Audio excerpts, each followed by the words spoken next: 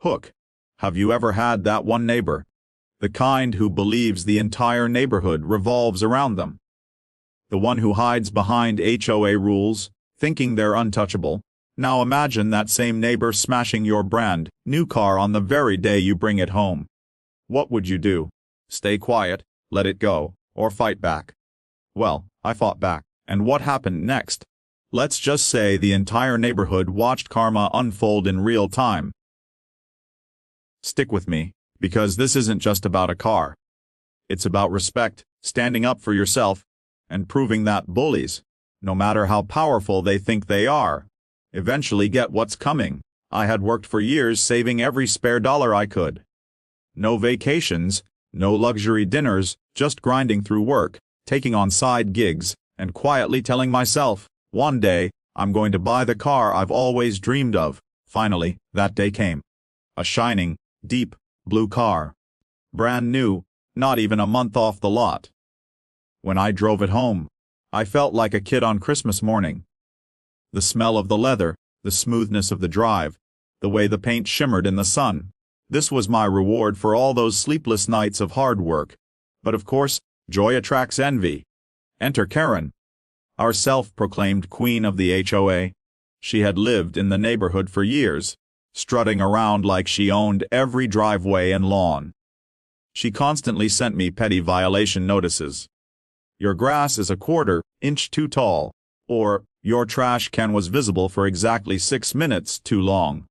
I always bit my tongue, paid the fines, and told myself, don't stir the pot, just let her be. That was my mistake. The day I parked my new car, Karen came strutting out of her house with sunglasses perched on her head, like she was about to host a reality TV show. She glanced at my car, curled her lips, and muttered loud enough for me to hear. People like you shouldn't be driving something like that. I didn't respond. I just smiled and kept unloading groceries, determined not to let her ruin my day. But the universe had other plans. The very next morning, I walked out to leave for work and froze. My heart sank to my stomach. My car, the car I'd waited years for, was smashed. The entire driver's side was dented in, the mirror hanging off, scratches carved deep into the paint like someone had dragged nails across it. At first, I thought maybe it was a hit and run.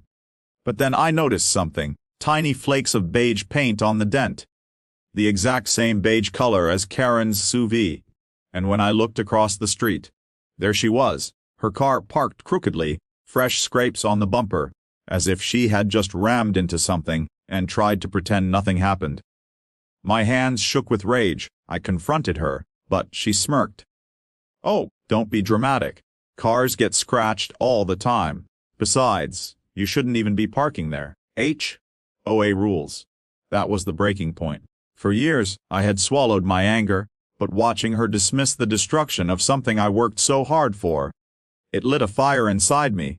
That day, I promised myself, she's not getting away with this. I called the police. They came, took photos, made a report. But Karen, smug as ever, acted like she was untouchable. Good luck proving anything, she sneered. You don't have video, do you? No witnesses? Thought so. And technically, she was right. It would take weeks, maybe months, for insurance to battle it out. But I wasn't about to let her win the waiting game. That's when an idea hit me. Something bold, something that would shake her throne of arrogance. I went back inside, dialed a number, and within an hour, a tow truck rolled up. Not for my car, for hers. See, Karen loved to throw HOA rules at me, but what she didn't realize was that her own SUV had been illegally parked for weeks. She constantly left it sticking out past her driveway, blocking part of the sidewalk. A direct violation of the same rulebook she shoved in everyone's face. So, with the tow company and the HOA bylaws in hand, I pointed at her car and said, "That one, tow it." The sound of chains clanking and her SUV being lifted onto the flatbed was music to my ears. Karen came running out of her house, screaming bloody murder. "You can't do this!" "That's my car." I calmly showed the tow driver the exact page of the HOA rules. He nodded, smiled, and tightened the straps. Her face turned crimson as the truck pulled away, her SUV disappearing down the road. The best part? The entire neighborhood was watching. All those people who had quietly suffered under her reign of petty power finally saw her taken down a peg. Some even clapped. Karen raged, threatened lawsuits, and even pounded on my door. But this time, I didn't flinch. I handed her the police report, the insurance claim, and reminded her that she still owed me for the damages to my car. For once, she was speechless.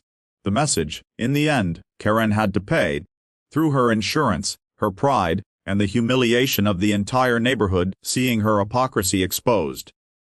My car was eventually repaired, but the lesson was far more valuable than the paint job. I realized something: bullies only thrive when you let them. The moment you stand your ground, the moment you use their own rules against them, they lose their power. So, to anyone listening who feels like they're being pushed around, whether by a boss, a neighbor, or even a so-called Karen, remember this: you have a voice. You have rights. And sometimes, standing up for yourself isn't about yelling or fighting.